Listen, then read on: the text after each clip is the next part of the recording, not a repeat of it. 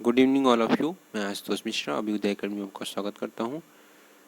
हमने law of contract में बात की थी, भारतीय संविदा अधिनियम पे बात की थी। उसमें एक प्रश्न आपको दिया था मैंने कि उस विषय पे अगर आपको समझ में आया तो उसका आंसर करें। तो बहुत से स्टूडेंट ने सही उत्तर दिया है, सही आंसर दिया है, कुछ ने कुछ गलत किया है।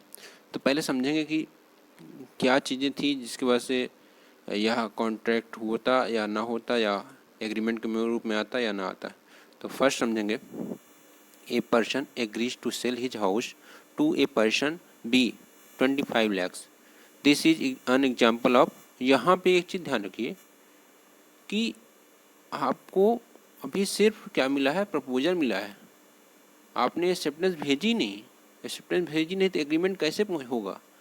एक्सेप्टेंस भेजते ही और उसके संज्ञान में आते, उसके नॉलेज में आते ही, जो जिसने प्रपोजल भेजा था, ए ने प्रपोजल भेजा था बी को, तो बी के पास पहुंचा तो प्रपोजल क्या हो जाएगा इसके लिए, इस व्यक्ति के लिए, जब तक ऐसे एक्सेप्टेंस भेजता है तो ये तो बात हो जाएगा इस कॉन्ट्रैक्ट के लिए।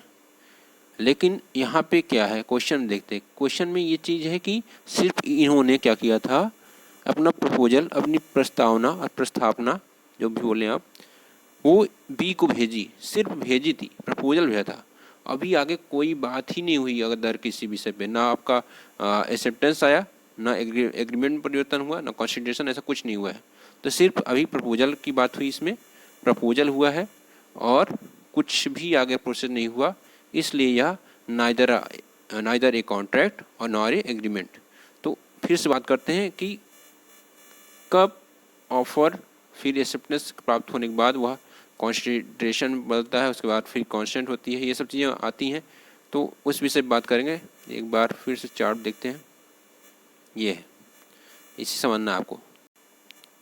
तो दो बातें आपको याद रखी हैं, एक ऑफर एक्सेप्टेंस और दूसरा है आपको एग्रीमेंट इनफोर्सबिलिटी। ठीक है, दो ही बात याद रखनी है, इसके बाद आपको कॉन्ट्रैक्ट समझ में आ जाएगा।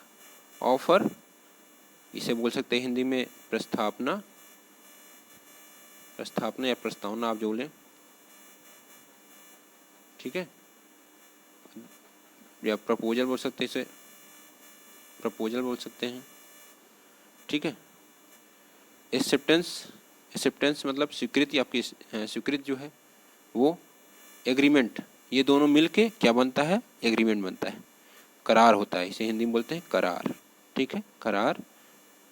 अब उस क्वेश्चन को ध्यान देते हैं जो दिया था अभी मैंने आपको। ए और बी की बात की गई थी, उसमें 25 लाख रुपए में उसने ऑफर किया था बी को, अपना मकान सेल करने के लिए ऑफर किया था बी को। ठीक है, उसने एक्सेप्टेंस भेजी नहीं भेजी, उसने एक्सेप्टेंस स्वीकृति भेजी नहीं, बी ने स्वीकृति भेजी नहीं, एक्सेप्टेंस भेजी नहीं, तो वहाँ पे एग्रीमेंट तो आएगा ही नहीं, एग्रीमेंट हुआ ही नहीं। तो एग्रीमेंट नहीं हुआ तो उसकी इन्फोर्सिबिलिटी अर्थ ही नहीं निकलता, कोई मीनिंग नहीं निकलती, कॉन्ट्रैक्ट होगा ही नहीं। तो दोनों चीज़ नहीं थी उसमें, एग्रीमेंट भी नहीं था, कॉन्ट्रैक्ट भी नहीं था। तो neither agreement and neither contract, दोनों नहीं होगा वहाँ पे। अब बात करते हैं कॉन्ट्रैक्ट होगा कैसे, ये भी समझ लेते हैं, क्योंकि कोई प्रॉब्लम आपको ना हो, इसलिए इसको समझना बहुत जरूरी है। ए ने अपनी क्या भेजी, अपनी प्रपोजल भेजी बी को। ठीक है, उसने कहा मैं 25 लाख में अपना हाउस सेल करना चाहता हूँ तुमको। ठीक है, बी को। बी ने अपनी एक्सेप्टेंस भेज दी ए को। ठीक है, अब दो चीज़ों को याद रखना है आपको। फर्स्ट तो ए जैसे ही भेजता है बी को और उसके नॉलेज में आता है बी को नॉलेज में आता है कि ए ने मुझे कोई पत्र या कुछ भी ईमेल के माध्यम या मोबाइल के माध्यम से भेजा है कि मुझे बाई करने के लिए। तो ए तो यहाँ पे तब तक बाध्य नहीं जब तक ये एक्सेप्टेंस भेज नहीं देता है, चाहे मोबाइल से भेजे, स्मार्टफोन से भेजे, चाहे मेल के माध्यम से भेजे। मोबाइल का मतलब आप व्हाट्सएप का भी यूज कर सकते हैं, अदर जितने इलेक्ट्रॉनिक कॉन्टैक्ट है उसका भी उपयोग कर सकते हैं। तो यहाँ पे जैसे वो सेंड करता है मैसेज, वैसे ही कॉन्ट्रैक्ट होता है, कंप्लीट हो जाता है। ठीक है, इसने बी ने जैसे सेंड किया अपनी एक्सेप्टेंस, वैसे ही ए के लिए कंप्लीट हो जाएगी और बी के लिए भी। ठीक है, क्योंकि इलेक्ट्रॉनिक कॉन्ट्रैक्ट जो होता है उसमें सेकंडों का भी टाइम नहीं लगता। तो जैसे इसके संज्ञान में आ जाएगा, ये ए और बी दोनों बाधित हो जाएंगे नॉलेज में। ठीक है, एक के नॉलेज में जैसे इसकी स्वीकृति, इसकी एक्सेप्टेंस आ जाएगी, दोनों उस कॉन्ट्रैक्ट के लिए बाध्य हो जाएंगे, बाउंड हो जाएंगे। और ब्रीच ऑफ कॉन्ट्रैक्ट पे कोई भी पार्टी कोर्ट जा सकती हैं, पर वह कौन सा केस होना चाहिए, जो लीगल रूप होना चाहिए, कॉन्ट्रैक्ट लीगल होना चाहिए, इलीगल के लिए नहीं जा सकते। ठीक है, इलीगल क्या होता है, वो प्रारंभ से शून्य होता है। ठीक है, इलीगल कोई भी ऐसा चीज़ है जो प्रारंभ से शून्य है, जैसे स्मगलिंग होती है किसी चीज़ की, तो वो प्रारंभ से शून्य है, उसके लिए आप कोर्ट नहीं जा सकते हैं। और बाजी करार है, उसमें भी आप कोर्ट नहीं जा सकते हैं, क्योंकि बाजी करार भारत में लागू है ही नहीं। तो वो दो चीज़ें बात हुई हैं। तो ऑफ़र और एक्सेप्टेंस दो मिलके एग्रीमेंट होता है। ठीक है, ऑफ़र जिसे बोलते हैं प्रस्तावना, एक्सेप्टेंस जिसे बोलते हैं स्वीकृति। ऑफ़र और एक्सेप्टेंस, प्रस्तावना और स्वीकृति मिलके एग्रीमेंट करार बनते हैं। उसके आगे बढ़ेंगे। एग्रीमेंट जो करार है वह इन्फोर्सिबिलिटी है, उसकी लॉ के माध्यम से भी द्वारा उसको परिवर्तन कराया जा सकता है, परिवर्तनीय कराया जा सकता है, तो वह कॉन्ट्रैक्ट संविदा में परिवर्तित हो जाएगा।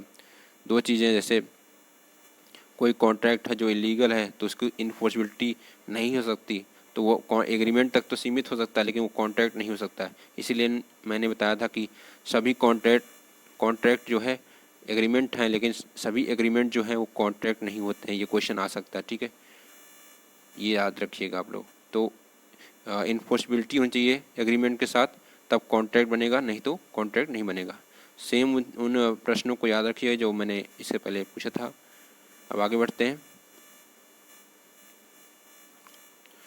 आपने पूछा था वाइड सर क्या है और वाइड टेबल क्या है, थोड़ा सा इससे बात कर लेते हैं क्योंकि इंपॉर्टेंट है आपके लिए। वाइड एग्रीमेंट, वाइड कॉन्ट्रैक्ट नहीं होता है, वाइड एग्रीमेंट होता है, करार तक सीमित रहता है, क्योंकि वो कॉन्ट्रैक्ट बन ही नहीं पाता, संविदा बन ही नहीं पाता। An agreement which is not enforceable, not enforceable, याद रखिएगा। क्या होता है कि नॉट इन्फोर्सेबल होता है। Law is called wide agreement, जिसे परिवर्तित नहीं करा जा सकता है विधि के द्वारा। ठीक है, कोर्ट के माध्यम से। A void agreement has no lawful effect and it does not confer any right to parties to it. कोई भी पार्टी के पास कोई राइट नहीं होता कि उसे क्या करे, परिवर्तित करा ले। ठीक है, अब इसके लिए एक एग्जांपल मैंने बनाया है। For example, a contract between drug dealer and buyer is void contract simply because the terms of the contract are illegal. In such a case, neither party can go to court to enforce the contract. A wide agreement is wide ab initio, प्रारंभ से शून्य होता है। ठीक है, wide agreement. ठीक है, अब ये चीज़ें ध्यान रखिएगा कि ड्रग डीलर्स, ड्रग्स जो सप्लाई करते हैं, दवा की बात नहीं कर रहा हूँ, ड्रग्स जो यूज किया जाता है जो बॉडी के लिए हानिकारक है, वह प्रारंभ से शून्य होता है। उसकी जो उसके प्रति जो होता है आपका एग्रीमेंट जो होता है उसके प्रति, वो प्रारंभ से शून्य होता है। ठीक है, वाइड एब इनिशियो, प्रारंभ से शून्य होता है वो। ठीक है, तो आगे बढ़ते हैं। वाइड एंड वाइडेबल पे बात कर रहे हैं हम, वाइडेबल बात करते हैं। अब समझ में आ गया होगा आपको, नहीं समझ में आता फिर से बात करेंगे इस पर। वाइडेबल एग्रीमेंट जो होता है, an agreement which is not enforceable by law at the option of the one or more of the parties thereto, but not at the option of the other or others, is a voidable contract. अच्छा, एक चीज़ हम बताना भूल गए कि wide को शून्य बोलते हैं, शून्य करार बोलते हैं उसे, और वाइडेबल एग्रीमेंट को शून्यकरणीय करार बोलते हैं। ठीक है, तो agreements, voidable agreement, wide agreement, दोनों ध्यान रखिएगा। इसमें वाइडेबल एग्रीमेंट में शून्यकरणीय संविधा में चार से पांच चीज़ें आती हैं, जिसके आधार पर वह किस में आ जाएगा, वाइडेबल में। जैसे अगर आपकी सहमति, आपके जो है कॉन्सेंट जो है वह किसके द्वारा ली गई है, कोरेशन के माध्यम से, पूर्वपीड़न के माध्यम से, धमकी देकर या किसी प्रकार से उसके द्वारा ली गई है आपकी सहमति। जैसे नीचे एग्जाम्पल जो ये है, इस एग्जाम्पल के माध्यम से समझेंगे अभी।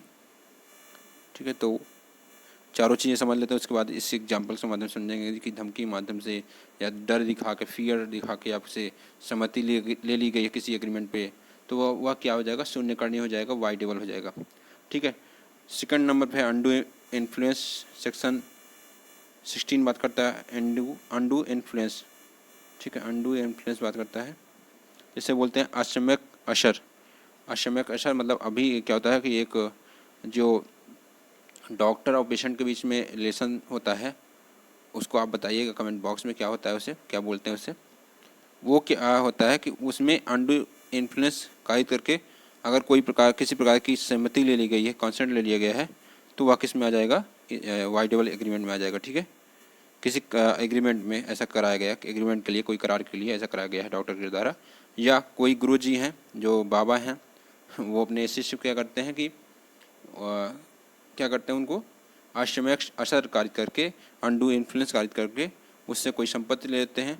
तो वहाँ पे जो जिस व्यक्ति जो शिष्य है उसके द्वारा जो संपत्ति दे दी गई है अनडू इन्फ्लुएंस में, वह व्यक्ति क्या कर सकता है, वह व्यक्ति इसको परिवर्तित करा सकता है, इसे शून्य करा सकता है, जिसके माध्यम से बाबा भी उससे प्राप्त नहीं कर पाएंगे, उस संपत्ति को प्राप्त नहीं कर पाएंगे। तीसरा पॉइंट आता है आपका फ्रॉड। फ्रॉड के माध्यम से कोई चीज़ ले ली गई है, जानबूझकर कोई तथ्य छिपाया जाता है। जैसे मान लीजिए कोई घर बन रहा है और बताया नहीं जाता आपसे कि हाँ, वो जानता है व्यक्ति जो आपसे कॉन्ट्रैक्ट कर रहा है, एग्रीमेंट कर रहा है, वह जानता है कि आपकी घर में जो है कभी भी दीवारें गिर सकती हैं। ठीक है, उसकी दीवारें गिर सकती हैं, तो वो फ्रॉड में आ जाएगा। वो जानता है, उस चीज़ को छिपाता है और आपसे कॉन्ट्रैक्ट करता है, बताता नहीं उस विषय को, तो वो फ्रॉड में आ जाएगा। ये सेक्शन 17 में दिया हुआ है। तो पहला 15 बात किए थे हम लोग, जो कोरेशन में धमकी द्वारा, कोरेशन 15 सेक्शन 15 बात है। ठीक है, कोरेशन उत्पीड़न बोलते हैं उसे। ठीक है, और दूसरा हो गया आपका अनडू इन्फ्लुएंस, तीसरा हो गया फ्रॉड सेक्शन 17, और सेक्शन 18 मिस रिप्रेजेंटेशन, दुरुपदेशन, सत्य जो बात नहीं है उसको सत्य नहीं है, असत्य है बात को सत्य बना के प्रस्तुत करना किसी व्यक्ति के सामने। मिस रिप्रेजेंटेशन होता है, दुरुपदेशन के माध्यम से कोई सहमति ली जाती है, तो वहाँ पे भी वाइडेबल एग्रीमेंट आएगा। ठीक है, तो ये वाइडेबल एग्रीमेंट के विशेष बातें हैं। अब आगे बढ़ते हैं, इस उदाहरण को समझेंगे, एग्जाम्पल समझेंगे। अब यहाँ पे एक व्यक्ति है, किसी फिल्म का ये फ़ोटो है, तस्वीर है, और मुझे याद नहीं फिल्म क्या है। मैंने एक रिश्ता मुझे याद है, जहाँ तक मैंने देखी थी एक बार, तो उसमें एक पिक आई थी, तो मैंने उसको ले लिया था, वो इम्पोर्टेंट थी आपके लिए।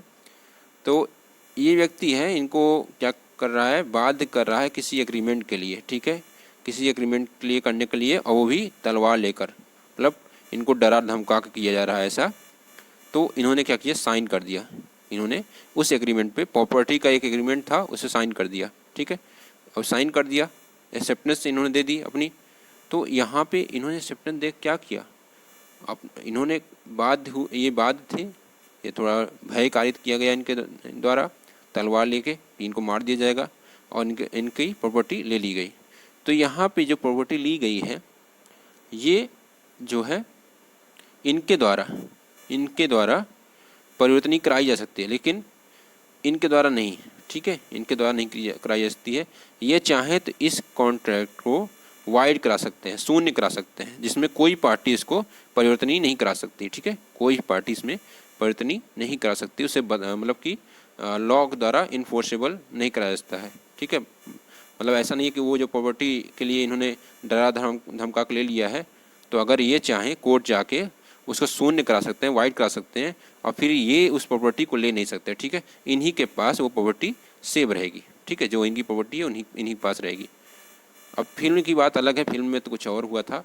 इन्होंने किसी के, अमिताभ बच्चन जी थे, उनकी प्रॉपर्टी इन्होंने क्या किया था, धोखे से ले लिया था, इसलिए इन्होंने धोखा किया था। लेकिन मैंने एक एग्जाम्पल के रूप में आपको समझाने का प्रयास किया, और लगभग आपको समझ में आ गया होगा। वाइड एंड वाइडेबल, वाइड में दोनों पार्टियां क्या नहीं करा सकती हैं, उसको परिवर्तन नहीं करा सकती हैं, जबकि वाइडेबल में जिस व्यक्ति की सहमति इस प्रकार से ली गई है, झूठ बोल के या किसी प्रकार से, तो वो क्या कर सकता है, या उसके ऊपर प्रेशर डाला गया है किसी प्रकार का, तब वो क्या कर सकता है, वाइड करा सकता है, और कोई भी पार्टी जो दूसरी पार्टी है वो इसको इन्फोर्स नहीं करा सकती है।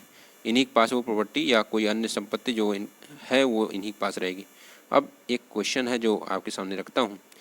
क्वेश्चन नंबर फर्स्ट है, आपको इसका आंसर कमेंट बॉक्स में देना है। मैं कुछ बता भी दूंगा जिससे आपको दिक्कत नहीं होगी। प्रिंसिपल दिया है, an agreement with a boy below the age of 18 years is not enforceable by law.